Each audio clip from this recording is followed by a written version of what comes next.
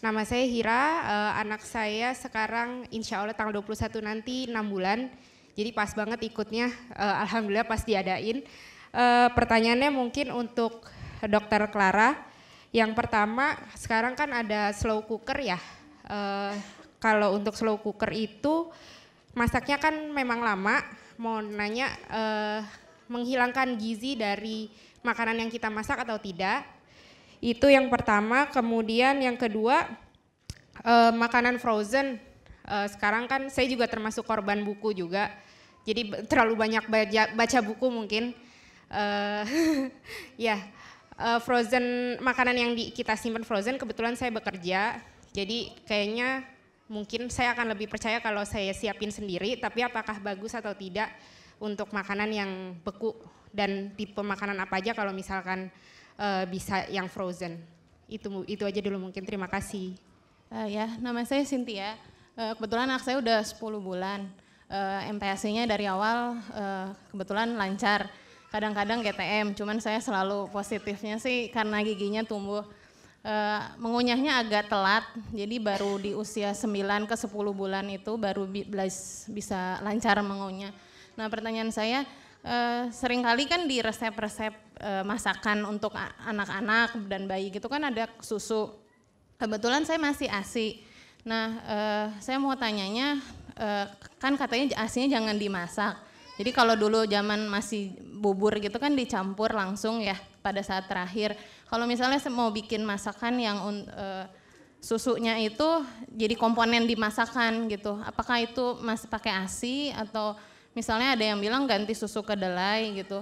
Nah itu mulainya kapan ya gitu. Soalnya kan bentar lagi anak saya udah setahun gitu, mungkin mau dikasih makanan yang untuk anak-anak yang lain gitu. Nah jadi untuk bahan makanan, ini namanya pemrosesan bahan makanan. Yang namanya mineral ya, itu biasanya relatif tidak bermasalah. Mineral itu apa? Zat besi, seng, dia tidak bermasalah dengan proses pemanasan ya. Tapi untuk vitamin kita tidak bisa memungkiri vitamin itu gampang rusak oleh proses pemanasan ya. Proses pemanasan, jangankan oleh proses pemanasan, yang vitamin yang bersifat antioksidan apa itu? Vitamin apa? Ya, vitamin C terutama ya. Ditaruh di botol ya. Misalnya adalah produk apa gitu ya, vitamin C. Ditaruh di rak, shelf life dipajang di supermarket, tulisannya 1000 mg, 500 mg, pada saat kita beli belum tentu masih segitu karena dia gampang teroksidasi, apalagi kalau kena cahaya. Ya. Jadi yang namanya mineral relatif aman, protein, karbohidrat, lemak itu juga relatif aman. Mungkin untuk protein ada sedikit reaksi apa yang disebut denaturasi protein, jadi penghancuran protein, tapi itu untuk masalah nilai gizinya relatif masih sama, tapi untuk yang namanya vitamin ya mau nggak mau pasti ada yang sedikit berkurang nggak sampai 0 ya, mudah-mudahan berapa banyak ya tergantung berapa lama manasnya, berapa tinggi suhunya. Jadi buat sumber vitamin kalau memang kita khawatir, kita kasih aja buah yang memang mengandung vitamin A, C dan E ya, buah-buah yang berwarna kuning, orange. Jadi itu ya satu. Terus pertanyaan dari Mbak, frozen ya, frozen food ya sama. Jadi ASI kan juga dibekukan tahu ya, ya kan ASI kan juga dibekukan. ASI yang dibekukan jelas kualitasnya tidak bisa seperti ASI segar. Apalagi yang namanya sel-sel hidup, imunoglobulin sudah pasti mati ya. Kadar imunoglobulin turun, sel-sel hidup mati ya. Jadi tidak bisa sama persis ya. Kandungan nutrisi kalau sudah di frozen ya pasti akan berubah, terutama untuk komponen-komponen yang memang rentan terhadap suhu yang saya bilang tadi. Ya, tapi ya kalau memang terkendala sekali ya silahkan itu kembali ke pilihan ibu. Kalau memang bisa menyiapkan yang segar tentunya lebih baik ya, tapi kalau memang tidak bisa mungkin pilihannya yang frozen atau komponen-komponen tertentu baru ditambahkan ya, mungkin misalnya yang di frozen dagingnya saja seperti itu ya. Tapi kalau untuk buah dan sayur tentunya tidak pernah di frozen ya, karena pada saat kalau kita memanaskan saja udah hilang ya.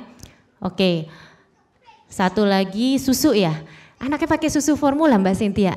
Oh tidak, jadi ASI tadi sudah saya sampaikan ya, harusnya memang ada slide mengenai kandungan protein lemak di ASI. Kalau sampai saat ini beratnya masih bagus, ya pokoknya kita nomor 1 berat badan, tinggi badan ya, pertumbuhannya bagus ya, tidak masalah mau dikasih ASI mau dicampur dalam bentuk apa juga tidak masalah.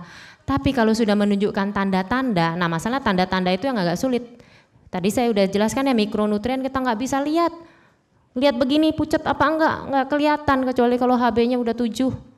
Ya, udah rendah HB normal anak itu 11. Apalagi kalau baru tahap awal kurangan zat besi, enggak akan terlihat.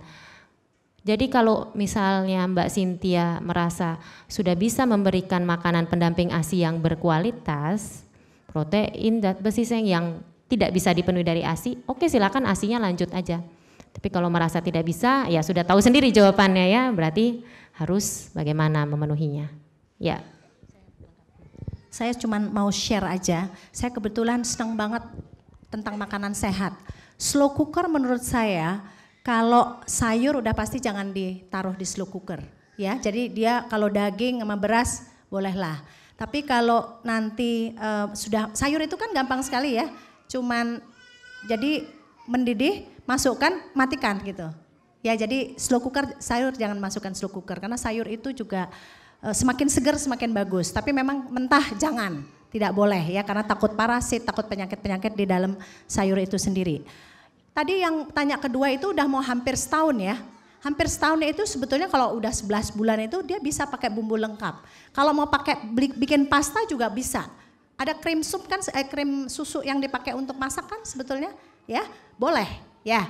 Tapi tetap lihat reaksi alergi ya. Tapi kalau 11 bulan saya malah selalu menganjurkan, bayi ASI itu biasanya tidak suka susu. Tidak harus susu, tetapi enzim laktase semakin ke sana biasanya semakin, kalau tidak kenal dia semakin jadi intoleran. Jadi dia biasanya harus dilatih supaya nanti siapa tahu kita ke Italia atau ke Eropa semua di situ susu. Jadi anaknya jadi susah.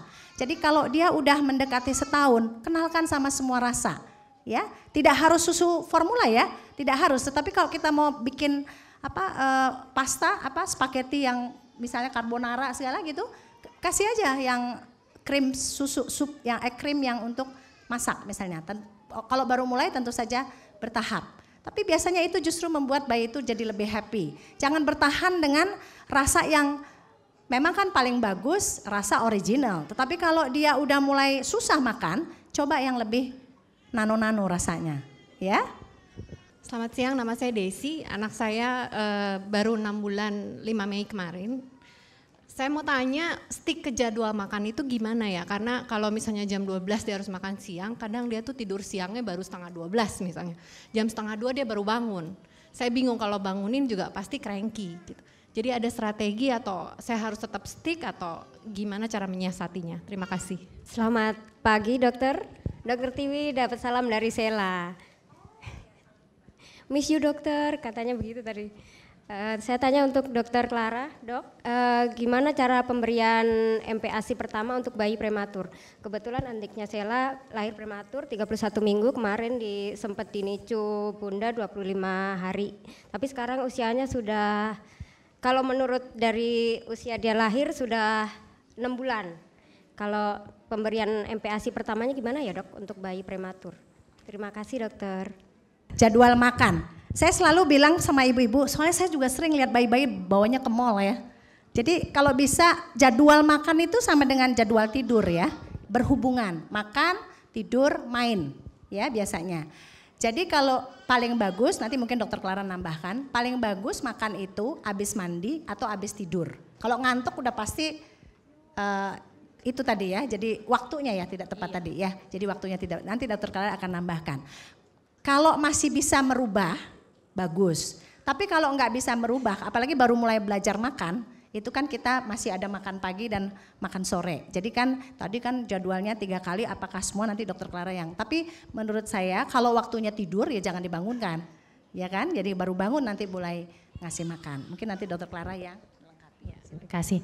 Jadi tadi saya udah sampaikan, ini contoh kalau pasien selalu saya tanya, anaknya bangun jam berapa Bu? jam 5. Ngapain? Minum susu jam 5. Terus jam 6 ngapain? Gak ada apa-apa. Jam 7 makan? Ya. Jam berapa lagi? Jam berapa lagi? Bayi di bawah 1 tahun pasti tidur 2 kali. Ya, umumnya pagi dan siang.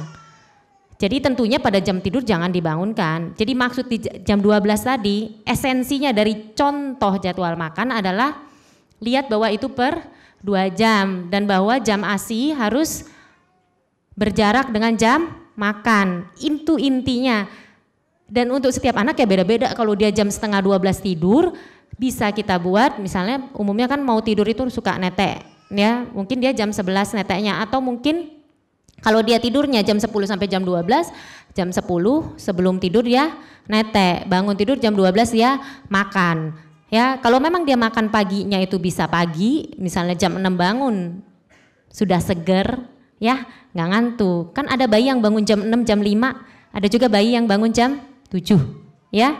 Ada yang bangun jam 5 gitu subuh. Ya, kita bisa atur bahwa makannya itu mau sebelum atau sesudah. Tapi memang betul bahwa bayi itu karena pada saat tidur itu metabolisme juga terjadi banyak, repair sel-sel badan terutama tidur malam hari ya. Itu kalau habis tidur selain dia juga seger nggak ngantuk, biasanya dia juga jadi lapar ya. Nah, jadi jadwal yang tadi saya bilang bukan berarti semua bayi di sini harus makan jam 12.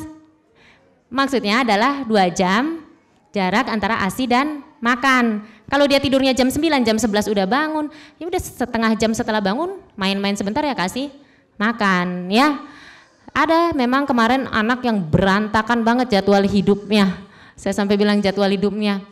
Karena dia tidur itu sore jam 4 itu baru tidur sampai jam 7 malam atau jam 8 habis itu dia bangun sampai jam 12 malam. Saya bilang terus bangun pagi jam 9. Nah, kalau kayak gitu yang berantakan itu yang saya bilang harus diubah, itu kita pelan-pelan benarkan. Ya, ternyata diusut-usut ini apa nih kenapa anaknya begini, ternyata bapaknya itu baru pulang malam. Jadi mungkin mau main gitu ya sama anaknya, akhirnya terbentuklah pola seperti itu. Jadi kalau berantakan seperti itu yang tidak umum baru kita geser jadwal tidurnya, jadwal makannya. Ya, tapi kalau seperti bayinya Ibu ya udah. Ya, dia bangun dulu baru dia makan. Mungkin sebelum tidur dia netek gitu ya. Yang penting jarak antar makan sama ASI 2-3 jam. Itu intinya. Oke, terus yang satu lagi, prematur. Nah, kalau masalah prematur nih 31 minggu ya. Usia prematuritasnya ya. 31 minggu. Kalau dia sesuai usia kehamilan beratnya biasanya 1.300-an. 1.700, so berarti cukup besar ya. 1.700 ya, 31 minggu ya. Oh ya. Oke. Berarti dia sesuai dengan usia kehamilannya. Nah, bayi biasanya kalau dia prematur memang perkembangan harus dikoreksi. Jadi umurnya saat ini 6 bulan ya. Usia tanggal lahir, usia ulang tahun.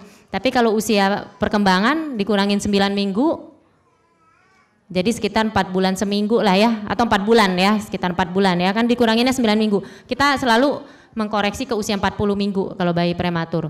Artinya bayi kalau umur 4 bulan, kira-kira bisa ngapain?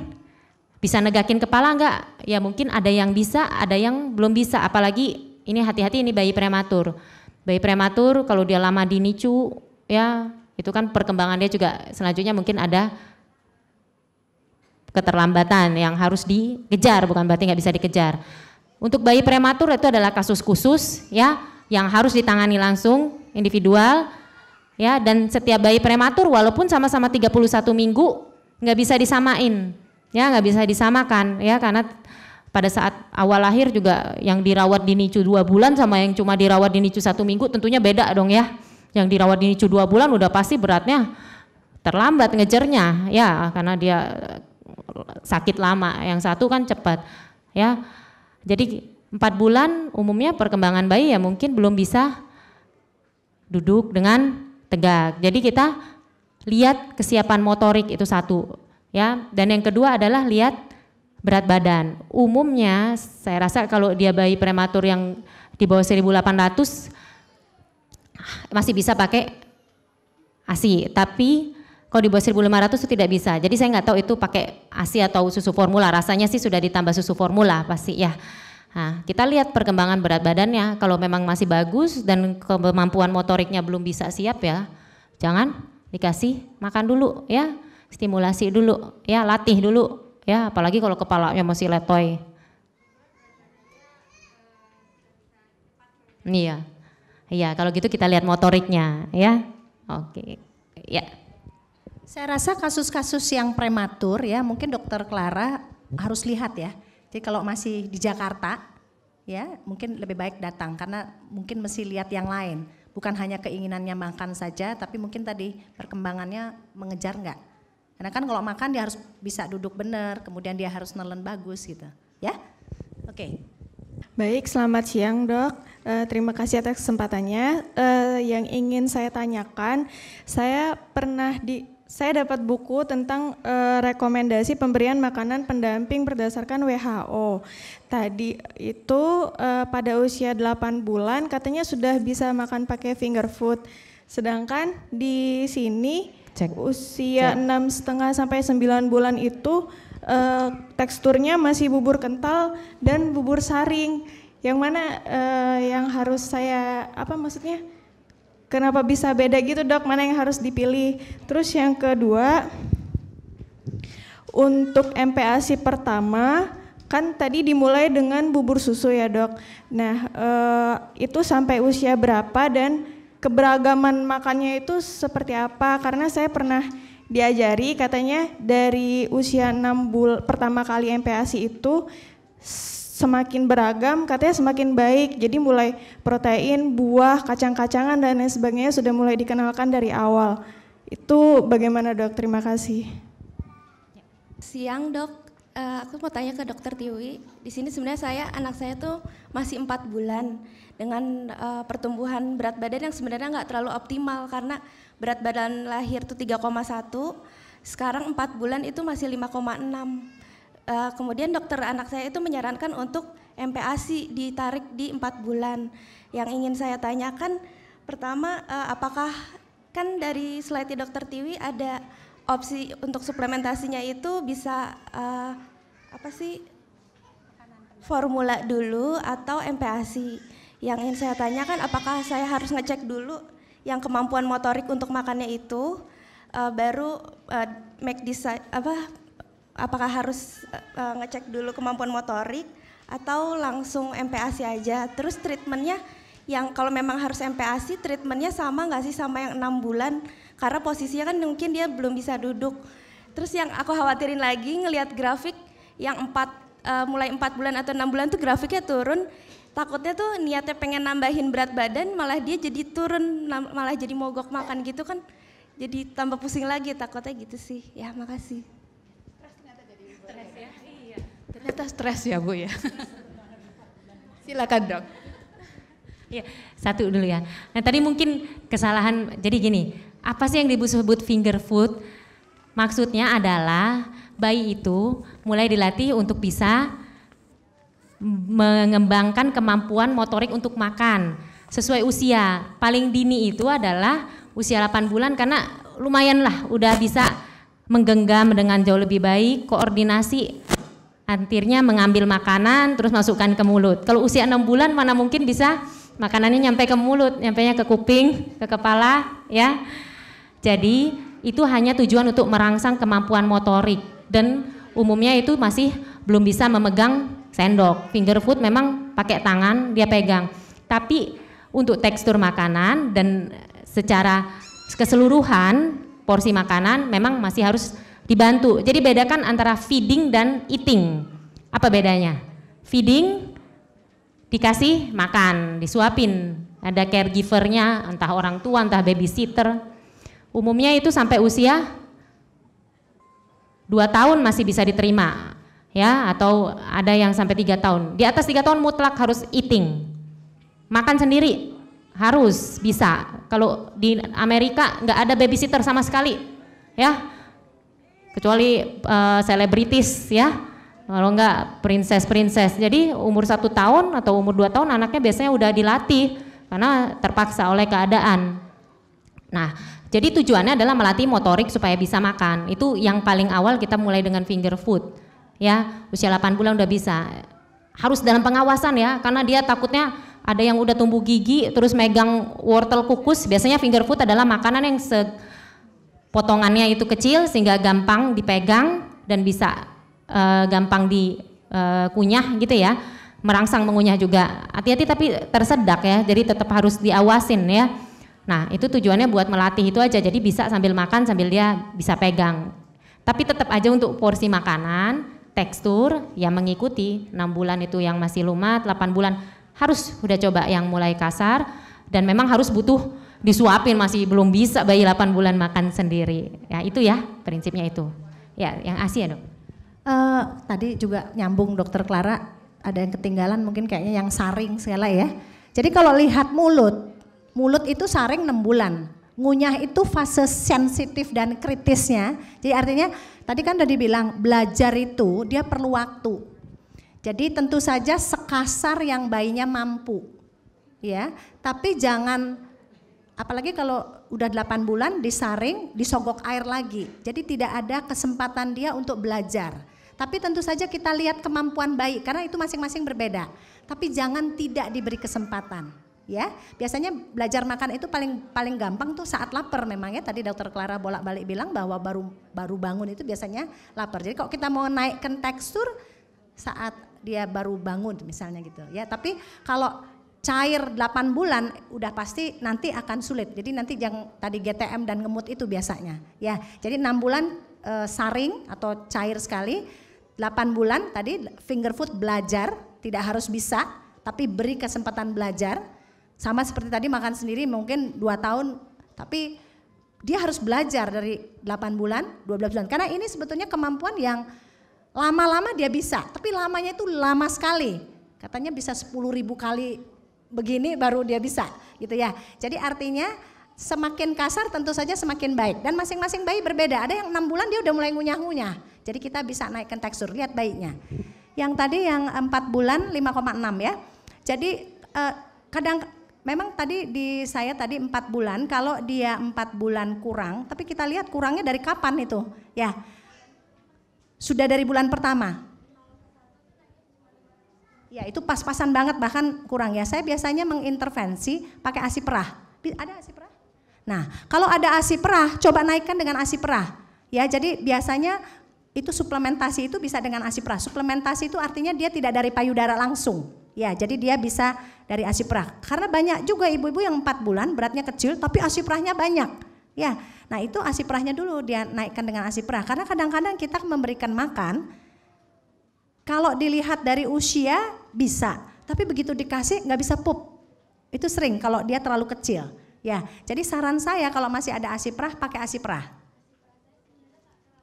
Tidak terlalu banyak. Nah kalau tidak terlalu banyak pilihannya, mungkin Dokter Clara nanti bisa mengkoreksi. Di atas 4 bulan itu bisa kita mulai dari serelia atau buah. Tapi tadi sudah bolak-balik ditekankan. Dan saya melihat buku saya revisi udah 3 kali. Ya 3 kali artinya kenapa begitu? Karena saya lihat oh ternyata kalau dikenalin buah tadi ya yang sangat populer kan orang tua senang sekali ngasih buah. Itu bayinya biasanya gedenya itu susah sekali makan, maunya buah. Jadi saya di samping tadi ada komponen protein, ada komponen yang lain gitu ya. Memang lebih sangat dianjurkan beras. Ya, beras itu mana kalorinya lebih tinggi. Dari segi rasa, bayi itu kalau udah rasanya manis suka, itu susah sekali dia nerima beras. Ya, kecuali dia betul-betul nggak mau. Biasanya kita akalin. Ya, akalinnya misalnya apel diparut, dimasukin ke misalnya bubur beras. Misalnya seperti itu ya. Tapi itu untuk mancing saja supaya dia mau. Kita benar-benar lihat bayinya. Jadi nanti Dokter Clara koreksi, kalau 4 bulan mau dicoba MPASI yang boleh atau 4 bulan ke atas itu ya coba bubur beras ya. Kemudian ASI yang ada sedikit itu setelah buburnya selesai ya seperti orang bikin bubur sumsum, ASInya dikasih kemudian disuapin. Tapi jangan lupa pantau berat badan. Karena kalau dia pas-pasan seperti itu kadang-kadang kita rada dilema, dikasih makan tidak bisa banyak. Walaupun sudah beruang tetap dia tidak naik. Nah dalam hal itu baru kita mikir yang lain. Mungkin tadi makanan-makanan yang fortifikasi misalnya. Dokter Clara boleh tambahkan? Iya. Ya jadi ingat nomor 1 adalah pertumbuhan bayi. Kalau kita lihat kurva WHO, itu dibuat memang berdasarkan bayi yang mendapat ASI eksklusif usia 0 sampai 6 bulan. Itu persiapan bikin kurva WHO itu udah lama ya, udah mungkin dari tahun 1995 mungkin persiapannya sendiri 10 tahun sampai akhirnya melakukan penelitian dan akhirnya bisa dipublikasi kurva 2006. Artinya itu bayi diberikan satu ASI eksklusif, diberikan lingkungan yang ideal buat tumbuh, tidak ada masalah ekonomi, tidak ada masalah psikologis pada orang tuanya. MPASI-nya juga yang ideal, bayi ASI eksklusif diberikan MPASI, sehingga bayi-bayi tersebut kita anggap layak menjadi acuan kita, ya. Soalnya di Indonesia kita belum punya penelitian, jadi mau nggak mau kita pakai kurva WHO dan itu juga diambil dari populasi dari 5 benua. Ada Vietnam, saya lupa India, terus 3 lagi. Jadi cukup representatif lah, seimbang antara ras Asia dan Kaukasia gitu ya. Nah jadi kalau pertumbuhan kita tidak seperti itu, kan kita ngacunya ke WHO, ya, karena kita anggap itu yang ideal ya. Nggak tahu kalau nanti 20 tahun lagi berubah, bisa aja, ya kan? Nah, kalau memang tidak ideal, usia 4 bulan, tadi saya udah macam-macam tuh, biasanya memang seringkali usia 3 bulan karena ibunya ada yang mulai bekerja, ada yang mulai bayinya tidak efektif lagi neteknya. Kita pilihannya tadi sudah disampaikan, kita lihat dulu kemampuan motorik nomor 1. Ada bayi 4 bulan yang sudah bisa tegak kepalanya, duduknya juga sudah lumayan, tentunya dengan bertopang, kita bisa berikan MPASI dini. Satu lagi adalah masalah kesiapan enzim saluran cerna ya. Kalau umur 2 bulan kita kasih pisang, umur 1 bulan kita kasih pisang, itu ada zat tepung amilase yang harus mencerna. Belum mateng amilasenya di usus, ya. Jadi nggak bisa, bahaya. Nah kalau sudah mulai 4 bulan itu masih sudah lebih baik ya, sehingga kita bisa mulai berikan. Tapi kalau kesiapan motoriknya belum baik ya, pilihan kita adalah ASI perah atau susu formula.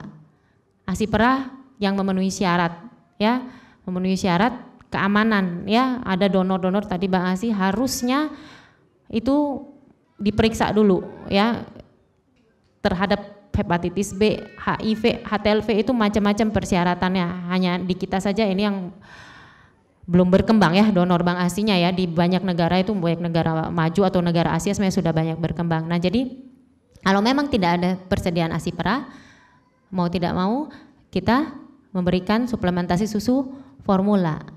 Betul. Tapi upaya yang pertama adalah kita tetap usahakan, itu tentunya kalau sudah manajemen laktasinya dievaluasi. Biasanya kalau pasien begitu saya evaluasi dulu manajemen laktasinya, lihat 2 minggu lagi kalau masih ada stok ya atau bagaimana ya, mungkin ibunya ada yang sampai cuti gitu ya, karena misalnya salah satunya masalahnya ibunya kecapean ya, atau manajemen laktasinya nggak benar, bayinya netek yang nggak benar. Nomor 1 tetap harus manajemen laktasinya yang diperbaikin ya. Kalau memang benar-benar nggak bisa, baru kita beralih, karena tetap ASI itu yang paling baik, tidak ada yang bisa gantiin ya. Susu formula mau harganya 500.000 sekaleng, 1 juta sekaleng pun tetap tidak bisa menyamai ASI ya. Jadi tetap kita usahakan ASI dulu nomor 1 2 minggu itu udah cukup untuk menilai keberhasilannya dari ASI, dari perbaikan manajemen laktasi. Kalau nggak berhasil ya udah kita ambil langkah selanjutnya. Ya, lebih beragam lebih bagus. Lebih beragam lebih bagus. Kalau itu aja bayinya juga satu udah kadung bosen, nerimanya juga lebih susah. Jadi lebih awal lebih bervariasi lebih bagus. Satu lagi ya, jangan takut untuk mengenalkan makanan. Karena sensitisasi pada usia dini itu bisa mengurangi risiko alergi. Jadi dulu dianggap tunda. Dulu itu ada teori begini, tunda telur sampai usia 1 tahun. Saya sampai agak lupa. Tunda telur sampai usia 1 tahun, tunda kacang sampai usia sekian, tunda ikan sampai usia sekian. Ternyata udah diteliti, dibandingin sama anak yang tidak ditunda-tunda, tidak ada bedanya terhadap risiko alergi. Dan malah berkembang bahwa semakin banyak keberagaman makanan kita kenalin sebanyak mungkin itu usia 6 bulan, semakin toleran dia terhadap risiko alergi. Kecuali tentunya risiko alergi yang berat ya. Ini mungkin kalau yang ringan-ringan itu yang kulitnya merah-merah itu jangan langsung buru-buru bilang itu alergi. Mungkin itu hanya sensitisasi atau intoleransi. bagaimana membedakannya tentunya harus dengan dokter ya, dan harus benar-benar dinilai detil ya reaksi untuk setiap makanan. Jadi setiap 3 hari biasanya kita ambil waktu ya, 3 hari coba kenalin lagi bahan makanan baru, bahan makanan yang baru. Nyambung, lupa takutnya. Di sini kebetulan komunitasnya macam-macam. Saya punya komunitas yang orang Jepang. Orang Jepang itu nggak pernah makan daging, dia makannya ikan. Dari 6 bulan juga udah makan ikan. Dan saya lihat bayi, kalau lama dikasih ikan nggak suka, karena dia memang amis. Ya, jadi tadi Dokter Clara, nyambung Dokter Clara. Kalau takut, sering banyak orang kasih ini merah langsung berhenti, gitu ya. Karena kulit itu banyak banget yang mempengaruhi. Kena sentrongan AC mobil aja dia bisa merah. Kena bekas-bekasan makan sedikit aja dia bisa merah. Jadi jangan sedikit merahnya di mana langsung stop semua. Ya, jadi daging sapi memang paling tinggi zat besi, tapi prinsipnya harus semua makanan dia kenal. Sehingga saya cuma mau kasih tahu sehubungan dengan pernyataan Ibu Susi bahwa ikan kita banyak tapi orang makan ikan sangat sedikit. Saya tempo hari pernah pergi ke Maluku, ikannya seger-seger banget tapi bayinya nggak ada yang makan ikan. Ya, jadi artinya kita di sini kan ikan. Ya, karena takut. Kalau mereka mungkin tidak tahu bahwa itu sumber protein yang paling bagus. Jadi prinsipnya tadi sehubungan dengan bervariasi, kasih saja makanan protein-protein yang macam-macam itu. Ya, dalam seminggu itu 7 hari kasih saja. Tapi mungkin jangan juga bikin kita repot, pagi lain, siang lain, sore lain. Nah, itu juga ngerepotin kita sendiri. Karena kan kita nanti juga melatih dia 1 tahun makanan keluarga. Dimana pada umumnya makan siang sama makan malam mungkin sama, mungkin ada penambahan 1, 2 atau 1 macam masakan. Jadi maksudnya jangan merepotkan kita, ya. Kemudian di sini juga ada komunitas orang-orang bule gitu ya. Mereka malah lebih dahsyat lagi. Apa yang ibunya makan, bayinya makan. Ya. Jadi artinya kita juga bisa melakukan hal yang sama. Yang penting sebetulnya kalau bayinya happy dan tidak ada apa-apa, lanjutkan. Prinsipnya itu. Jadi jangan takut-takut gitu ya. Pokoknya takutnya dikit-dikit banget, apalagi 8 bulan baru makan daging. Nggak tahu itu banyak juga saya lihat ya. Jadi bayi-bayi udah datang udah kadung nggak bagus, 8 bulan belum makan daging karena apa? Takut gitu. Iya. Iya, jadi artinya jangan, karena dia kalau udah terlambat justru kadang-kadang dia nggak mau, udah terlambat ya. Jadi 6 bulan begitu makan bubur beras kemudian dicampur-campur gitu silahkan ya. Saya Citra, bayi saya sekarang umurnya 7 bulan 2 minggu. Kemarin MPASI-nya di awal-awal lancar dok, tapi hanya bertahan sekitar seminggu 2 minggu. Kemudian bayi saya sangat susah sekali, jadi setiap kali disodorin makanan itu selalu tutup gitu. Dan berangsur hampir 2 minggu lebih. Ketika kita kontrol di usia 8 bulan, masuk ke 7 bulan, itu sempat turun 100 gram. Jadi jadinya 7,1, awalnya 7,2 jadi 7,1. Tapi di awal berat badannya bagus sekali, naiknya 800 sekilo. Tapi ketika mulai MPASI ada penurunan berat badan. Akhirnya saya banyak sekali sudah merubah cita rasa makanan, kemudian tekstur juga saya naik turun. Pertama agak kasar, dia mau ngunyah, dia udah bagus ngunyahnya. Terus nggak mau lagi makan, saya ganti lagi ke yang saring, mau lagi, nggak mau lagi. Jadi naik turun sekali gitu, tapi porsi makanan yang masuk itu mungkin sangat sedikit sekali dalam 1 hari gitu. Walaupun sebenarnya jadwal makannya pun dia sudah teratur, tapi intensitas yang masuk ke dalam tubuhnya itu sangat sedikit. Kemudian juga dia pernah dicoba dengan sistem BLW finger food, dia suka gitu, dia emang sangat exciting kalau dikasih makanan yang kita rebus kemudian kita potong-potong, dia suka untuk makanan seperti itu. Tapi itu tadi yang masuk ke dalam tubuhnya memang sedikit, sedangkan tracknya di usia 6 ke 7 dia ada penurunan berat badan gitu kan. Dan dia juga suka makanan yang masih utuh, tapi yang saya kunyah masih kasar, kemudian saya makankan dia sangat lahap. Cuman akhirnya variasi makanannya hanya bisa beberapa aja, jadi nggak bisa mix. mungkin hanya kentang rebus, wortel rebus, kemudian ubi, seperti itu. Jadi saya bingung gitu, apakah ada yang salah dengan metode pemberian makannya atau variasi makannya atau seperti apa gitu. Terima kasih, Dok. Saya lanjutkan Dokter Clara dan Dokter Tiwi. Ini pertanyaan online dari seorang dokter juga, dari Dokter Rika, mungkin yang di Purwakarta. Karena koneksi internetnya naik turun, jadi menitipkan secara tertulis. Pertanyaannya adalah seperti ini, pengalaman pribadi beliau tentang anak di usia MPASI-nya itu lancar, lahap anaknya. Tapi begitu anak masuk ke makanan keluarga, kira-kira 6 bulan yang lalu pas usia 2 tahun kok malah susah makan. Mungkin ada kaitannya, apa ada yang salah atau gimana? Sekilas ya mengenai gerakan tutup mulut. Jadi pasti semua ibu-ibu di sini akan pernah merasakannya adil ya. Ada sih mungkin hanya 1% yang tidak merasakan. Jadi itu memang harus dicari sangat individual ya Bu ya. Ada yang gampang diatasi. Ada yang memang masalah dasar anaknya itu adalah dia kemampuan makannya sedikit dan itu harus dilatih terus. Kalau tadi masalah ibu, maaf Bu siapa? Ibu Citra ya. Ibu Citra, satu tadi saya udah menuliskan, kita cari dulu penyakit medis yang mendasar ini. Tentunya ini harus diperiksa oleh dokter. Adakah kemungkinan penyakit medis? Nomor 1 selalu itu, pada anak yang gagal tumbuh, itu bukan beratnya sudah turun, itu bukan gagal tumbuh lagi, udah beratnya jadi turun ya. Turun 2 ons ya kalau nggak salah ya. Harus cari penyakit medis dulu. Yang kedua, tadi Bu Citra sudah melakukan banyak sekali, rasanya ya upaya ya. Yang bisa dilakukan dari segi praktek yang di rumah, tetap pertahankan, hanya pastikan satu, cairan jangan sampai kurang ya. Tetap pertahankan jadwal makan ya. Tadi kan sudah ada pernyataan, wah kayaknya kalau dikasih makanan yang kayak gini, yang diberikan persis sama ibunya kok kayaknya mau. Kalau dia memang coba mau yang itu, makanan keluarga artinya saya biasanya bilang coba kasih yang ekstrim, beda sekali rasanya sama yang biasa dimakan. Karena banyak yang masih usia 8 bulan tuh dikasih kukus-kukusan. Kukus, semuanya dikukus, ikan kukus, daging kukus ya, ayam kukus, wortel kukus, semuanya dikukus. Coba kasih benar-benar cara masak yang berbeda, suasana makan yang berbeda. Itu harus dipertahankan sambil kita cari penyebab medis. Nah mungkin kalau masalah ibu cerita, apalagi kalau sampai berat badannya turun, kan nggak cocok ceritanya. Makan berat badannya turun, kita tetap harus cari, jangan-jangan ini ada penyebab medis lain yang mendasari ya. Dan apakah memang kita perlu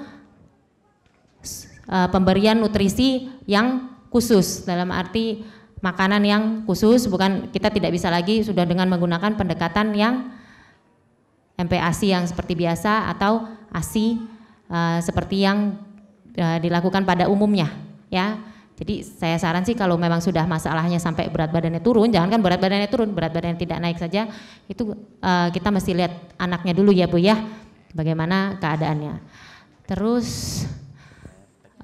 yang 2 tahun sebenarnya kira-kira sama, apalagi fase 1 sampai 3 tahun itu udah famous itu apa? Terkenal.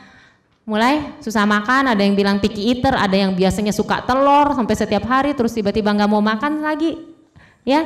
Jadi itu orang tua jangan istilahnya jangan dibawa pusing atau dibawa stres, ya sudah, gitu ya. Dan 1 sampai 3 tahun tuh fase anak BMI, indeks massa tubuh itu sangat lagi rendah-rendahnya sampai usia 5 tahun. Indeks massa tubuh itu menunjukkan perlemakan badan kita. Jadi memang kenaikan berat badannya juga paling rendah. 2,5 kilo hanya setahun ya. Jadi memang sudah fisiologisnya seperti itu, dan mereka fase eksplorasi. Yang ketiga, mereka sudah bisa jalan, jadi mereka itu sudah memiliki defense pertahanan tersendiri, dalam arti mencoba makan yang baru mereka sering tidak mau. Ada juga yang makanan yang udah lama tiba-tiba nggak mau lagi, mungkin ada pengalaman buruk psikologis yang terkait dengan saat itu. Tapi kalau yang masalah makanan baru itu istilah medisnya neofobia. Jadi coba kasih sesuatu yang baru, dia mungkin perlu sampai 15 kali pengenalan. Jadi kalau belum 15 kali, ya jangan bilang bahwa anaknya tidak suka.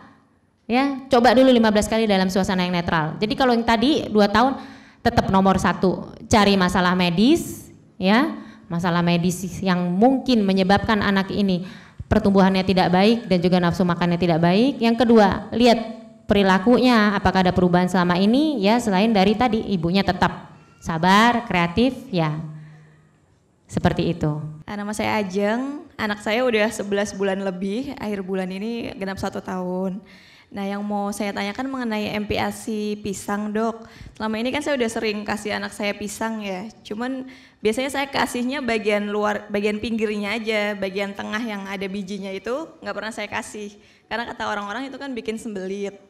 Nah, selama ini saya kasihnya selalu kayak gitu, jadi bagian tengahnya itu selalu kebuang gitu. Nah, kan sayang itu ya. Nah, sebenarnya gimana itu, Dok, yang bagian tengah pisang itu boleh diberikan ke bayi atau enggak? Untuk usia sekarang kan udah 11 bulan ya gitu. Mungkin itu aja, Dokter, terima kasih. Tapi nggak pisang aja kan makannya? Buahnya?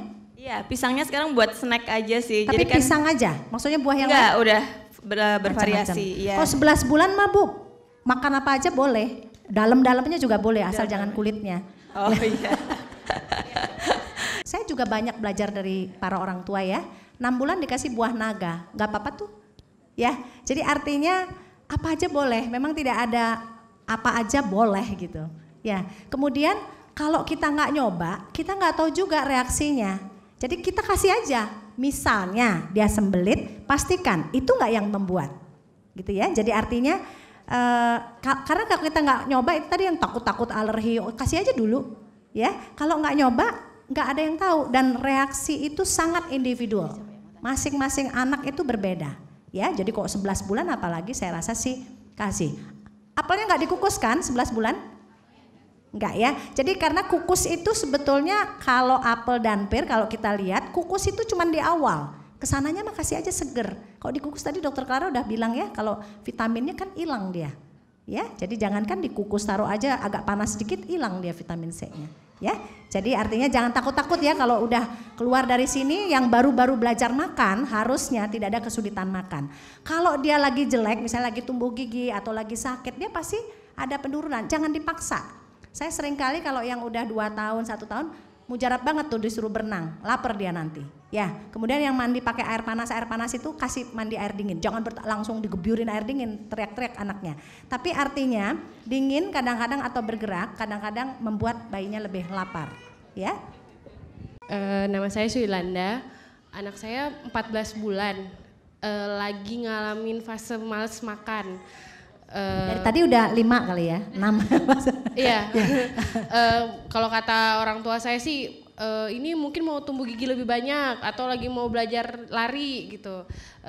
Cuman jadi waktu masih kecilnya kan memang saya titip sama ibu, jadi dia tuh kebiasaan kalau sopin makan digendong, nggak pernah duduk.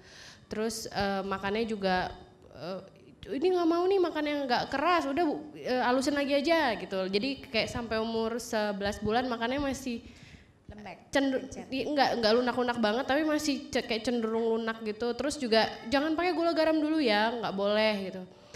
Tapi sekarang udah dong? Sekarang sih udah. Cuman saya yang mau saya tanyakan ini, jadi harusnya berapa sih kadarnya sebenarnya kalau ngasih gula atau ngasih garam yang sebaiknya untuk yang baru tahap 1 tahun ke atas ini. Terus kan biasanya saya cuma pakai keju untuk asin-asinnya gitu kan. Soalnya anaknya kakak saya makan gula asinnya merah-merah semua, nggak tahu kenapa gitu. Jadi saya pengen tahu kira-kira sebaiknya tuh segimana. Terus bumbu apa aja sih yang boleh untuk ragam? Iya, bumbu masakan. Jadi kan kalau saya baca-baca juga kan, biasanya kalau buku-buku MPASI mentok di 1 tahun nih, 1 tahun ke atasnya udah jarang. Makanya saya kurang tahu informasinya seputar makanan bayi 1 tahun ke atas. Kan walaupun campur katanya makanan orang tuanya, cuman pakemnya segimana nih yang boleh dan enggak untuk makanan orang tua tadi gitu. Termasuk kayak penyedap dan lain sebagainya enggak boleh kan sebenarnya. Kayak gitu. Terima kasih. Saya Adel, bayi saya 1 tahun 2 minggu. Dia itu lagi mogok makan sejak dia ulang tahun. Udah 2 minggu yang lalu. Nggak mau makan nasi, nggak mau makan bubur, nggak mau ngeliat sendok. Tapi kalau crackers dia makan. Dan dia tuh megang makanan gitu kan, kayak finger food gitu. Cuman tetap yang masuk ke tubuhnya tuh sedikit. Nah, saya cuma khawatir aja pemenuhan gizinya nggak bagus lah, karena dia selama 2 minggu ini turun 500 gram. Iya, dari 8,5 ke 8 kilo. Nah, jadi agak pusing juga sih, maksudnya supaya dia bisa gemuk lagi, gimana? Aku udah coba kasih makan apa yang kita makan, cuman tetap nggak banyak gitu. Bisa minta tolong bantuan jawabannya, terima kasih. Jadi saya mau tanya, tadi bumbunya dikasih keju ya? Ada nggak sih yang tahu cara bikin keju itu gimana? Keju itu bikinnya lemaknya susu, itu dikasih garam, jadi nggak ada bedanya. Susu sapi ya, nggak ada yang bikin keju dari ASI, ya. Jadi sama aja, susu sapi kepalanya, bagian kasein itu biasa yang di atas, dikasih garam yang banyak sehingga asin. Saya mau tanya itu bedanya dengan menambahkan garam apa ya? Nah, ayo mikir sendiri. Tidak ada bedanya. Jadi kalau ibu-ibu yang wah saya kasih keju tapi saya nggak mau kasih garam, itu berarti belum pernah lihat orang bikin keju, ya. Dan kadar garam itu berbeda-beda. Ada keju yang sampai ungu, ada keju yang itu garam itulah yang membuat tekstur dari keju sehingga benyek-benyek seperti itu, ya. Jadi tadi saya sudah sampaikan, yang penting tidak makan garam, ya. Kalau ibu masak, pasti ibu akan bikin supaya rasanya enak, ya enggak? Nggak mau rasanya keasinan kan? Kalau keasinan, ibu juga nggak mau makan kan? Ya, jadi itu aja batasannya, ya. Sesuai lidah ibu, ya. Sesuai lidah ibu, dan setiap bayi itu ada yang lidahnya asin, ada yang lidahnya manis, ada yang lidahnya tawar. Saya sendiri termasuk orang yang lidahnya tawar. Ya, ada bayi yang suka lidah rasanya lebih asin, ada yang lidah tawar tuh senang sekali makan buah-buah seperti itu. Nah, itu yang kadang kita maksa untuk minum susu atau maksa untuk makan agak-agak susah. Ya, preferensinya agak beda-beda. Ya, jadi tidak ada batasan. Terus satu lagi gula. Saya mau tanya, kalau makan buah itu gula apa bukan? Gula buah itu namanya fruktosa, di badan tidak ada bedanya. Ya, gula pasir itu namanya sukrosa. Itu di badan tidak ada bedanya, dianggap sama semua. Kecuali lain kalau ibu diabetes, ya, itu ada makanan tertentu yang indeks glikemik rendah, itu adalah karbohidrat kompleks, sehingga memang disarankan untuk jangan makan gula pasir, ya, jangan makan kue karena itu karbohidratnya sudah dicerna. Suruh makan gandum yang karbohidrat kompleks. Tapi anak ibu nggak diabetes kan? Enggak. Jadi masalah gula, garam itu jangan dianggap seperti orang dewasa. Bayi kan nggak makan garam secara ini ya, tadi saya bilang bukan makan garam, dan dia juga makan gula itu perlu, ya, karena dia masih membutuhkan energi yang jauh lebih tinggi dari orang dewasa kalau per kilo berat badannya, ya.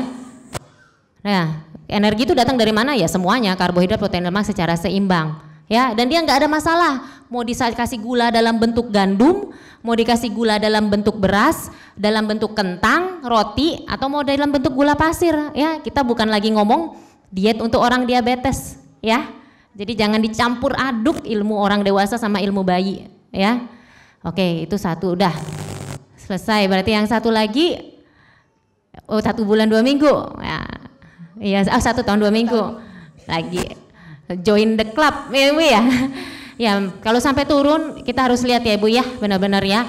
Memang kebanyakan masalah anak-anak adalah limited appetite atau nafsu makannya kecil, terutama kalau udah mulai toddler ya, 1-3 tahun. Jadi anak-anak kayak gitu benar-benar harus diperhatikan kualitas, berarti yang masuk harus benar-benar caloric dense, artinya tinggi kalori. Nah, itu bagaimana, itu harus benar-benar diperhatikan apa yang dia masuk makanan, ya. Terus penyakit medis nomor 1, lagi-lagi cari ini ada penyakit medis nggak yang mendasari kok sampai turun segitu banyak, ya. Oke. Cek lab urin, kencing. Iya. Semua normal? Normal. Normal, oke. Iya, nah terus sampai ada orang bilang mungkin dia mau ngontengin, mau jalan, atau mungkin dia mau numbuh gigi, karena dia udah 1 tahun tapi belum nemu gigi satupun. Nah, maksudnya aku kan mau ada penjelasan logis ya, nggak mau yang mitos-mitos kayak gitu kan. Cuman kalau secara medis sudah dibuktikan normal, maksudnya sehat gitu. Nah, kenapa gitu sih? Yang saya sering lihat umur 1 tahun ke atas, kalau banyak sekali nyusunya itu biasanya ngurangi nafsu makan. Jadi saya sangat menyarankan, karena udah 14 bulan kan, jadi saya nggak menyarankan nyapih, tapi jangan nyusu di pagi, siang, sore ya. Jadi apalagi jadi baru melek udah langsung makan. Kalau nggak mau air.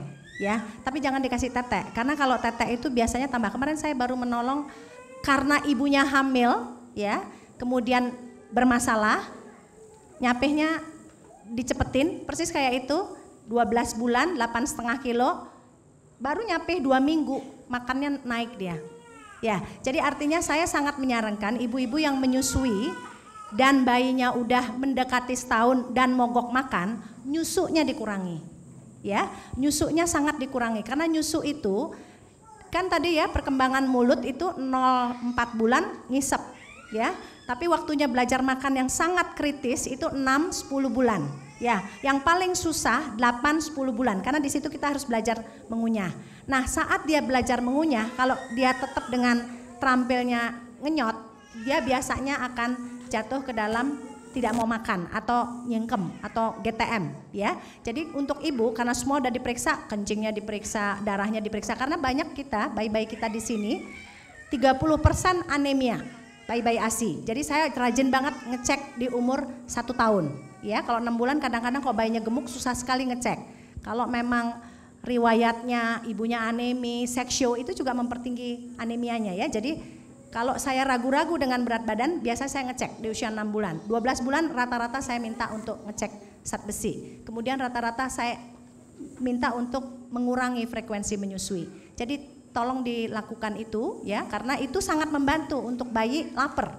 Kalau udah lapar mudah-mudahan ya memang pasti perlu waktu. Tapi kemarin beberapa bayi yang ibunya kebetulan memang harus nyapih itu meningkat nafsu makannya. Setelah kita singkirkan tadi ya hal-hal medis, karena kalau turun 500 gram itu kita harus lihat ada infeksi enggak, darahnya bagus enggak, ada infeksi kronis enggak, itu kita harus singkirkan ya. Ya mungkin di sini kan memang kita tahu ASI yang terbaik ya Ibu ya, tapi kalau sudah bukti objektifnya turun 500 ya, sedangkan anaknya netek saja ya Ibu ya, itu sudah bukti yang kurang jelas, apalagi bahwa ASI-nya tidak cukup ya. Jadi dia netek itu satu lagi, kalau bukan hanya frekuensinya tapi juga harus durasinya. Anak itu kalau memang mau netek dalam hal nutrisi itu harusnya 15 menit sudah cukup atau 30 menit sudah paling lama ya. Kalau dia lebih dari 20-30 menit itu namanya cuma mentil, dan yang namanya mentil itu di atas 1 tahun udah bukan psikologis lagi, bukan psikologis yang normal, karena anak 0-1 tahun memang punya kebutuhan buat ngisep ya. Kalau di atas 1 tahun perlahan-lahan harus dikurangin ya. Jadi selama dia masih ketagihan, terikat pada fase dia ngisep, dia akan susah untuk maju ke fase perkembangan motorik berikutnya. Oleh karena itu tadi kan ada jadwal ya. Yang namanya jadwal itu juga ASI itu bukan berarti 2 jam, kalau jam 11 jam 10 ASI, jam 24 ASI ya malam.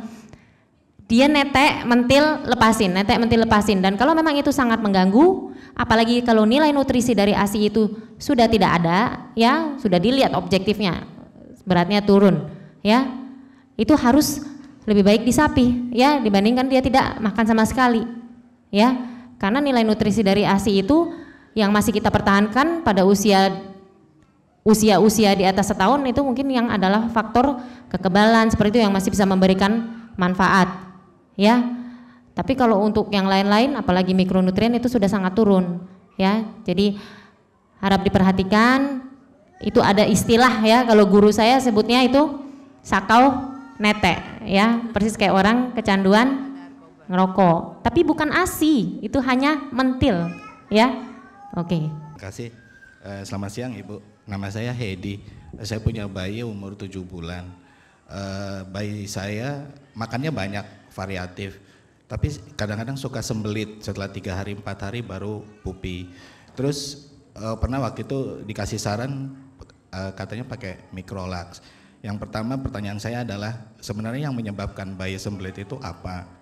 Karena walaupun sudah makannya variatif termasuk buah kok masih sembelit. Jadi kita bertanya-tanya sebenarnya apa yang menyebabkan sembelit itu. Yang kedua, apakah aman Bu kalau misalnya bayi umur 7 bulan itu digunakan obat Microlax? Karena baru kemarin dan baru pertama kali kami pakai, ternyata nggak sampai 1 menit memang keluar. Itu aja Bu, terima kasih. Anak saya umur 11 bulan, jadi emang kita sempat mampir ke klinik dokter dan ada sedikit ketertinggalan untuk berat badan ya. Jadi atas saran dari dokter, jadi selain dengan susu formula juga karena kebetulan sudah nggak ASI juga, kemudian harus dengan makanan instan karena itu kan yang kemarin dokter bilang bisa terukur lah ya. Oke, kemudian kita coba dengan mengganti dengan tadinya kan sempat makan nasi kayak gitu kan, terus kita ganti dengan makanan instan. Nggak berapa lama kemudian nggak tahu mungkin penerimaan pencernaannya gimana, jadi mohon maaf jadi mencret kayak begitu kan. Jadi berapa hari ya? Iya, dari situ terus muncul masalah kayak ruam popok dan sebagainya gitu kan. Kemudian kita obatin itu, terus kita ganti makanannya balik lagi ke makanan rumahan. Ya sampai sekarang sih nggak ada masalah gitu. Cuma dengan program yang menaikkan berat badan itu efeknya gimana sih kayak gitu? Kalau kita menemui bayi sembelit, itu sebetulnya semua makanan bisa membuat sembelit. Jadi saya punya beberapa bayi yang makan pepaya yang harusnya lancar dia sembelit. Terus kalau kita sekali melihat bayi sembelit biasanya lama Pak, ya jadi lama. Pemakaian Microlax yang terus menerus menurut saya tidak aman karena itu dia harus dirangsang terus. Jadi tentu saja nomor 1 kita harus cari penyebabnya. Nanti mungkin Dokter Clara bisa menyambung. Ada beberapa bayi yang dikasih daging sapi dia sembelit. Tetapi kalau yang lain dia tidak sembelit. Jadi tolong amati itu, ya, tolong amati itu. Kemudian kalau memang biasa, kalau bayinya kemarin dikasih Microlax banyak keluarnya ya. Kadang-kadang bayi itu sembelit, tetapi happy aja bayinya. Kalau ada yang sembelit dia rewel ya, jadi menerima makanannya juga tidak mau banyak gitu ya. Jadi nomor 1 lihat faktornya karena mungkin komponen-komponen makanannya. Kemudian mengenalkan air putih di atas 6 bulan disarankan, tetapi jangan terlalu banyak karena kadang-kadang itu yang seperti tadi saya bilang kalau ini dikasih air, kadang-kadang dia maunya air saja, tetapi untuk mengatasi salah satu sembelit itu. Kemudian tadi Bapak udah main variasi buah dan macam-macam itu diteruskan, tetapi untuk serat yang aman kadang-kadang kalau memang udah mengganggu terpaksa dia pakai obat-obatan gitu ya. Bapak belum pernah ketemu kita berdua kan? Belum ya. Jadi artinya gini, lebih baik kalau hal-hal yang seperti itu mungkin kalau Bapak di Jakarta boleh ke saya, boleh ke Dokter Clara. Mungkin Dokter Clara juga akan, karena itu sangat individual. Jadi kita mesti tanya makanannya apa saja. Kemudian kita berusaha mencari. Beberapa bayi dikasih brokoli keras pupnya. Jadi beberapa bayi dikasih daging sapi yang saya lihat beberapa bayi keras pupnya. Tapi kalau dikasih protein lain enggak gitu. Jadi walaupun memang daging sapi itu sangat tinggi zat besinya, tetapi kita lihat toleransi di bayinya ya. Jadi kalau memang enggak bisa mungkin ke hati ayam misalnya ya. Kalau Bapak saya sebetulnya juga banyak melihat reaksi makanan instan terhadap anak. Karena itu saya pribadi tidak menganjurkan yang pertama, kecuali kalau memang susah sekali naik berat badannya. Kemudian biasanya kalau seperti itu memang dia mungkin balik lagi ke makanan rumahan, cuman komposisi, tekstur dan porsinya yang kita harus mainkan. Ya, dan itu tidak mudah karena biasanya makanan yang kita bikin untuk naikkan berat badan itu harus banyak banget gitu ya. Jadi mungkin Dokter Clara bisa melengkapi untuk yang Bapak yang ini dulu yang bayinya sembelit itu makan buahnya berapa kali sehari ya Pak? Sehari sekali atau 2 kali. Buah apa ya Pak? Pisang atau apel atau pepaya. Lalu makannya? Jeruk. Terus makannya? Makannya sehari 2 kali. Pakai sayur. Sayur apa? Bayam. Banyak sayurnya. Banyak. Jadi bayi di bawah usia 1 tahun itu kalau kita lihat kebutuhan seratnya belum bisa didefinisikan. Belum ketahuan sampai sekarang berapa sih bayi ini butuh serat. Tapi yang jelas tidak banyak-banyak. Karena apa? Logika aja. Kita mau naikin berat badan. Serat itu adalah salah satu zat, bukan zat gizi, jadi tidak bisa dibilang zat gizi karena tidak bisa dicerna oleh badan, ya. Hanya untuk membentuk massa feses, massa tinja. Ya, manusia tuh nggak punya enzim selulosa buat mencerna serat. Jadi kalau kita makan kangkung, nanti di toilet keluarnya juga kangkung. Ya, karena kita nggak punya enzim selulosa. Jadi bayi itu nggak punya kebutuhan serat tinggi. Kalau seratnya terlalu banyak dan cairannya kurang, yang terjadi adalah malah konstipasi. Ya. Jadi kalau sudah masalah seperti itu, coba perhatikan. 1, buah-buahan juga kita tidak bisa menyamakan. Contohnya aja kayak pepaya. Saya tuh sampai pusing mikir, pasien saya ada 1 yang dikasih pepaya bagus, dikasih 1 lagi pepaya sembelit. Ya, apakah jenis pepayanya berbeda? Karena kita setiap pepaya beda-beda dan kandungan seratnya juga beda-beda. Jadi kalau sudah seperti itu, kurangin dulu sayurnya. Buah aja kita coba, jadi dengan maksud kurangi seratnya. Cairan harus diperbanyak, ya. Kebutuhan cairan bayi kan ada, ya, ada angkanya. Itu dulu. Mungkin dia terlalu banyak serat. Kita tahu ASI itu seratnya hampir tidak ada, sehingga ada nggak yang EE-nya sampai 10 hari baru EE? Ada. Saya maksimal sini dapat rekor bayi ASI 10 hari tidak pup.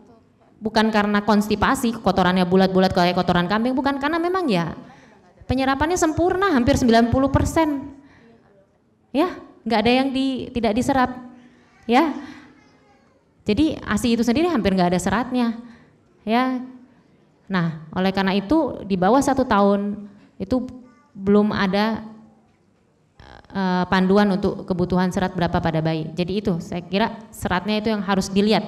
Dan itu harus dititrasi Pak. Dititrasi maksudnya benar-benar disesuaikan. Tiap bayi pasti berbeda. Apalagi ganti apel, jangan-jangan apel Malang sama apel Washington beda seratnya kandungannya ya. Ya itu. Terus 1 lagi, oh makan rumahan. Ya, oh reaksi alergi ya. Reaksi alergi merah-merah seperti itu ya. Mencret ya, diare. Ya, jadi itu macam-macam penyebabnya pastinya. 1, kalau dia belum pernah konsumsi susu sapi ya, itu selama ini kan ASI ya Ibu ya? Ya. Ya, tapi selama ini belum pernah konsumsi susu sapi ya, belum pernah konsumsi susu formula ya? Oh sudah, oke. Ya. Oke, kalau gitu itu berarti yang kita sebut dengan reaksi simpang makanan. Ada 1 komponen mungkin di dalam makanan yang fortifikasi, yang kemasan itu yang dia tidak bisa toleransi, ya. Kalau kayak gitu tentunya 1 kita stop, ya. Yang kedua kita coba introduksi atau kenalkan lagi setelah dia kondisinya membaik, mungkin 1 bulan lagi itu bisa. Kalau memang reaksi yang sama berulang, ya berarti dia memang intoleransi terhadap salah satu produk di situ. Apa produknya kita juga tidak bisa pastikan jelas. Kalau selama ini udah dapat beras nggak apa-apa, berarti ya nggak masalah dengan beras yang ada di produk produk fortifikasi tersebut. Ya kita mesti lihat 1 persatu. Ya, tapi ya kalau seperti itu saya kira tidak masalah, toh banyak pilihan makanan lain kan? Ya. Di stop dulu. Boleh kita coba, itu namanya eliminasi dan provokasi. Itu adalah cara kita untuk memastikan apakah seorang anak memang alergi ya terhadap 1 jenis makanan. Ya, iya. Tapi baru dicoba sekali langsung diare ya? Oh. Oh, yang ini cuman yang jadi yang tertentu ya, yang makanan instan yang tertentu kan? Iya.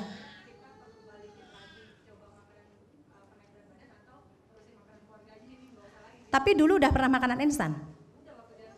Cuman bukan yang ini gitu ya? bukan yang penambah berat badan.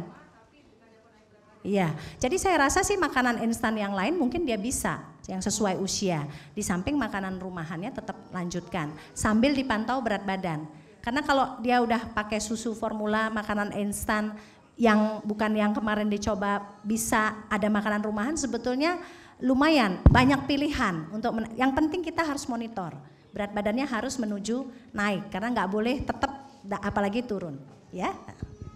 Anak saya umur 8 bulan, kan ini saya juga lagi proses naikin berat badan. Kan sekarang kan masih program setiap hari kan kasih daging sapi, karena kan buat zat besi juga. Pertanyaan saya itu boleh nggak sih dikombain sama protein lain? Kayak misalnya kan saya juga dengar bayi juga sebenarnya butuh kolesterol, lemak, karbo. Boleh nggak sih udah dicoba-cobain udang gitu, udangnya yang bagus udang laut atau udang tambak. Terus kebetulan kemarin udah saya cobain kuning telur untuk keempat kalinya, akhirnya dia udah nggak merah-merah dan dia suka banget. Nah itu ada batasan nggak sih sehari itu maksimal berapa untuk telur gitu. Dah gitu aja, terima kasih dok. Nama saya Faradina, anak saya tanggal 22 besok itu genap 1 tahun. Nah yang saya mau tanyakan tadi katanya kalau untuk 1 tahun sudah bisa ngikutin menu dewasa kan. Kebetulan saya kan tinggal sama suami saja berdua mengurus anak. Nah lalu boleh nggak kalau di sini misalnya nanti pas 1 tahun itu anak saya boleh makan sapi lada hitam atau apa tuh capcay atau apa itu sudah boleh atau belum? Terima kasih. Nah tadi bagus sekali ya contoh, saya agak lupa yang pertama, tapi yang saya ingat contoh telurnya. Jadi kita harus bedakan apakah cuma nggak tahan tuh kalau jumlah sedikit masih bisa, jumlah banyak baru dia terjadi reaksi merah, bisul lah gitu ya. Dan kadang-kadang itu bisa toleransi, tambah lama tambah bagus toleransinya. Kalau lagi sakit batuk pilek biasanya reaksinya lebih hebat. Nah itu seperti contoh yang telur tadi ya. Jadi itulah gunanya kita melakukan eliminasi dan provokasi untuk melihat tuh kalau tambah lama gejalanya tambah kurang ya berarti bukan. Nah terus masalah selain daging ya, kenapa dikasih contoh daging? Karena kita tadi sedang membicarakan zat besi ya. Daging itu yang paling tinggi zat besinya dan ada keuntungan lain protein, vitamin B ya, seng dia juga tinggi. Tentunya boleh, bahkan harus dikasih bervariasi. Kalau bayinya makan daging terus 7 hari seminggu ya, 3 kali sehari ya bosen ya, kasihan dong. Dan kita nggak memperkenalkan kasana rasa. Berapa banyak daging? Nah itu yang kita belum bisa pasti. Tapi kira-kira kalau kita memberikan mungkin 3 kali seminggu itu mudah-mudahan dengan asumsi bayi ASI ya, 3 kali seminggu atau 4 hari seminggu mudah-mudahan bisa untuk memenuhi kebutuhan zat besi. Nah, jadi kan di selang-selang waktu itu kan dia boleh makan ayam, udang, lele, apa ya, segala macam. Mau udang tambak, udang laut, terserah. Mau udang lobster, mau udang panca, terserah. Ya, nggak ada aturannya, ya. Kemudian lada hitam, oh ya, udah ya Mbak Fia, udah ya. Lada hitam tadi udah. Itu jawabannya. Boleh asal tidak lupa kirim ke dokter. Ya. Terima kasih dok. Yang penting mungkin bumbu yang terlalu merangsang pedas seperti aja yang dia belum tahan ya. Tapi prinsipnya semua sudah boleh, tidak ada pembatasan. Ya. Nama saya Fani, saya ingin menanyakan ini saya mereferensi sama anak saya nomor 2. Jadi waktu kecil itu dia menunjukkan alergi, tapi alerginya ke emosi. Jadi dia suka jadi marah, tantrum, jeduk-jeduk kepala gitu kan. Nah jadi akhirnya saya stop lah gitu makanan-makannya gitu. Nah kalau dia waktu itu kan saya belum pernah ikutan seminar-seminar, jadi saya stop aja total gitu kan. Nah maksudnya untuk pelajaran saya sekarang gitu, apakah kalau misalkan seperti itu apakah bisa apa yang harus saya lakukan gitu Pak? Apakah saya harus stop lagi? Nanti dicoba untuk selang waktu berapa lama atau bagaimana gitu. Makasih. Saya mau tanya, anak saya umurnya 8 bulan, berat badannya dari 6 bulan itu nggak bisa naik dok, nggak bisa naik. Sempat naik tapi turun lagi karena batuk pilek udah 2 kali. Terus beberapa kali saya keluar kota jadi nggak bisa nyusu malam. Tapi kalau siang dia bisa ngabisin susu sekitar 400-500 mili. Neneknya khawatir gitu dok, karena kelihatannya kan anaknya kurus. Nah mau dikasih dot nih dok, kan udah umur 8 bulan dia juga udah pintar minum gelas. Cuman kan kalau gelas dia harus benar-benar bangun, nggak bisa langsung nyusu sambil tidur. Nah itu gimana ya dok baiknya kalau dikasih dot, kapan dia harus lepas dot lagi karena dia dari awal dia minum susunya pakai Capidar. Udah itu aja. Terima kasih dokter.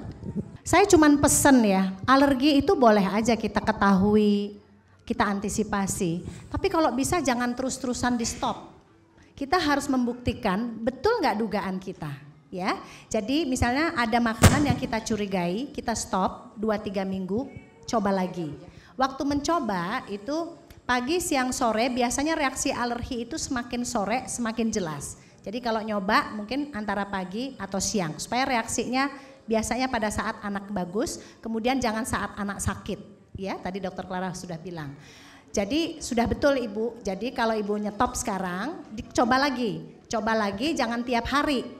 1 hari pilih waktu pagi atau siang, lihat reaksi dalam 1-2 hari. Kalau dia dan porsinya mungkin jangan langsung banyak, sedikit. Kemudian tingkatkan. Tadinya mungkin seminggu sekali, seminggu 2 kali, seminggu 3 kali dilihat reaksinya. Ya, jangan sampai nyetop terlalu lama. Saya punya banyak bayi-bayi yang ibunya takut sekali dengan alergi, selak picky eater. Dia udah nggak kadung kenal rasa. Ya, jadi yang paling saya jelas lihat kalau dia nggak kenal ikan di bawah setahun, biasanya dia tidak suka makan ikan. Ya, jadi jangan terlambat memberikan. Kemudian biasanya kalau makanan-makanan yang alergenik itu, kalau dia seger lebih tidak alergi. Jadi intoleransi sama alergi itu kita harus bedakan. Kalau alergi sedikit aja dia alergi, tetapi kalau intoleransi, kalau kita tingkatkan pelan-pelan dia toleransi. Ya, jadi kita harus membedakan itu. Itu ada sesinya, parenting class-nya. Waktu itu saya undang di sini teman saya Dr. Endah yang memang bidangnya alergi. Parenting class kita cukup lengkap. Jadi ibu lihat saja sesuai dengan yang ibu butuh. Ibu lihat pelan-pelan.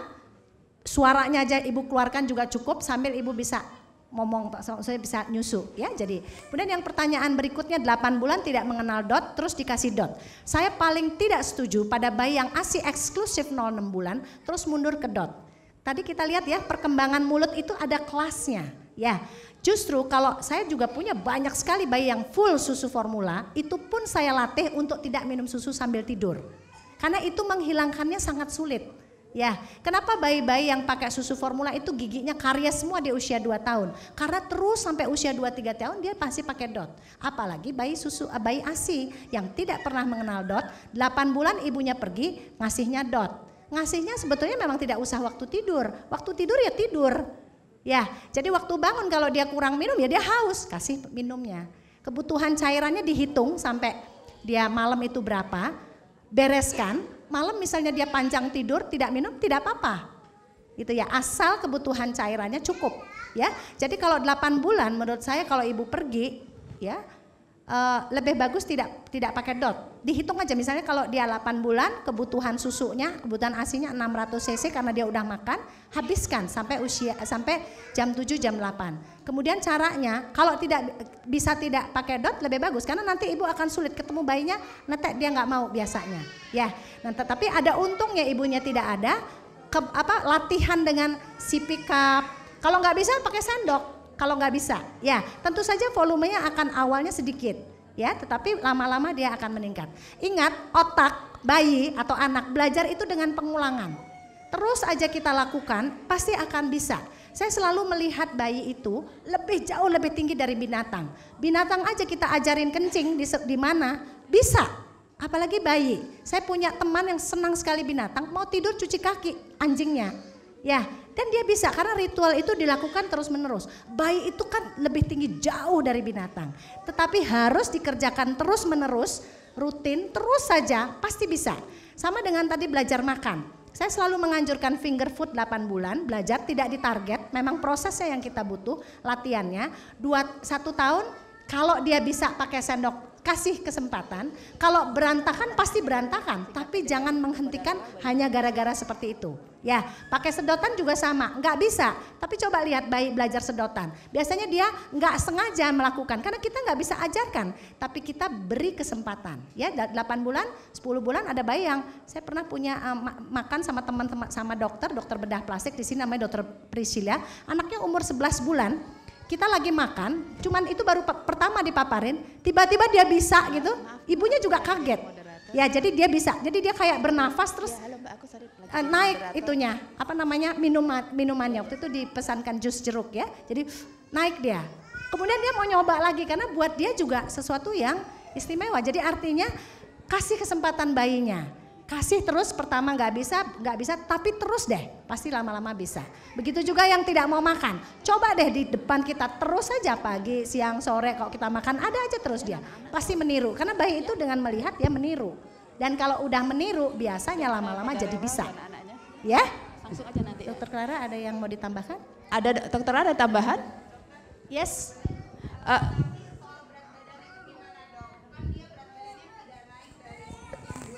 Saya rasa itu lihat komposisi, karena saya lihat 8 bulan sering banget masih di blender makanan. Kemudian lihat porsi, ya tadi porsi daging di 6 bulan sama 8 bulan udah pasti berbeda. Kalau dia nggak bisa banyak, frekuensinya dibanyakin. Ya jadi dilihat itu, porsi, tekstur, komposisi dilihat. Kemudian 8 bulan bayi biasanya sudah mulai mengenal kepengin rasa yang lebih enak. Jangan ragu-ragu tambahkan bumbu. Ya, kalau ibu udah mulai dengan keju berarti juga dia bisa garam, gitu ya. Kalau sudah bisa keju, garam berarti mentega apalagi, gitu ya. Coba divariasikan karena tidak boleh dia tidak naik, harus naik. Sambil kita lihat ada nggak faktor-faktor medis seperti Dokter Clara tadi bilang. Adakah infeksi, adakah zat besi yang kurang? Karena zat besi kalau kurang juga nafsu makannya jelek, ya. Selamat siang, nama saya Stevi, bayi saya jalan 9 bulan, beratnya itu hampir 11 kilo. Yang saya mau tanya nanti mengenai ASI, jadi sampai umur sekarang itu dia kalau malam bangun 4-5 kali untuk ASI. Tapi kalau dibilang ngempeng juga nggak ngempeng karena dia benar-benar minum. Sebenarnya umur 9 bulan tuh harusnya udah tidur sampai pagi atau memang seperti itu? Kebutuhan bayi terhadap ASI itu sangat bervariasi, apalagi 11 bulan. 11 bulan kalau makannya bagus, 3 bulan 3 kali makan, kemudian makan buah, berarti dia nyusunya sedikit di pagi, siang, sore. Menyusui pada bayi bukan hanya untuk minum ASI tapi kenyamanan. Kadang-kadang itu yang bayinya masih butuh, ada yang sampai 18 bulan tetap dia bangun-bangun. Jadi tidak usah khawatir, apalagi 11 bulan 9 kilo itu berat badan yang keren. Jadi teruskan saja. Ya.